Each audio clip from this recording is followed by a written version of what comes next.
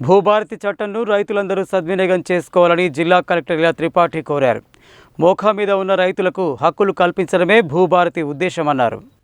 భూభారతి చట్టంపై నిర్వహిస్తున్న అవగాహన సదస్సుల్లో భాగంగా శనివారం గుడిపల్లి మండలం కేంద్రంలో నిర్వహించిన అవగాహన కార్యక్రమానికి ఆమె ముఖ్య అతిథిగా హాజరయ్యారు. ధరణి పోర్టల్లో రికార్డుల్లో తప్పులు జరిగితే సరిచేసుకునేందుకు అవకాశం లేదని, భూభారతిలో సరిచేసుకోవచ్చని తెలిపారు. రైతులు ఎంతవరకు ఏ భూమి మీద మోఖాపై ఉన్నారో అదే శాశ్వతమన్నారు.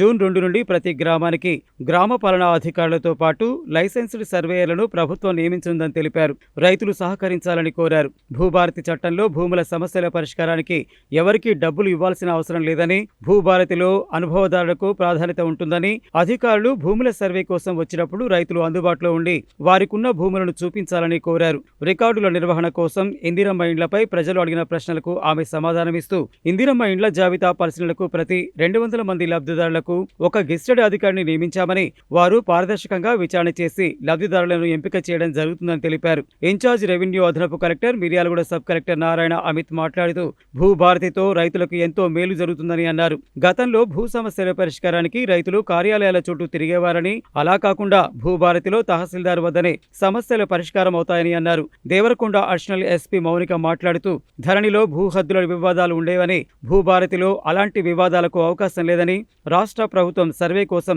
కొత్త సర్వేయర్లను నియమించిందని, ఎవరైనా భూములను ఆక్రమిస్తే చర్యలు తీసుకునేందుకు ప్రతి గ్రామానికి ఒక పోలీసు అధికారి ఉన్నారని, అందువల్ల రైతులు ఆందోళన చెందాల్సిన అవసరం లేదని తెలిపారు. దేవరకొండ ఆర్డీఓ రమణారెడ్డి మాట్లాడుతూ, ప్రభుత్వం భూభారతి చట్టంతో పాటు నియమ నిబంధనలు ఒకేసారి తయారు చేసిందని, రికార్డుల నిర్వహణ, సవరణ, రిజిస్ట్రేషన్, మ్యూటేషన్, సాదా బైనామా, ఫౌతీ వంటి అంశాలను ఆయన వివరించారు. గుడిపల్లి తహసీల్దార్ మధు హాసిని, మండల స్థాయి అధికారులు, ప్రజాప్రతినిధులు తదితరులు ఈ కార్యక్రమానికి హాజరయ్యారు.